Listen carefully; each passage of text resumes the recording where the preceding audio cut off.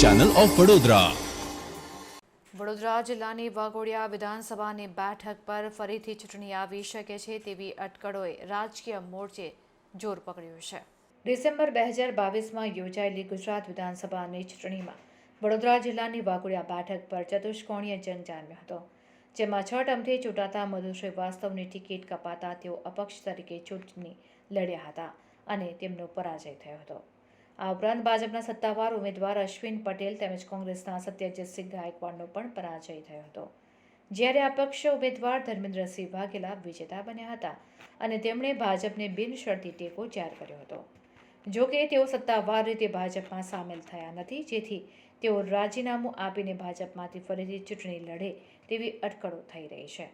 જો કે આ ચર્ચાને સત્તાવાર રીતે સમર્થન મળ્યું નથી અને ધારાસભ્યોનો પણ સંપર્ક થઈ શક્યો નથી.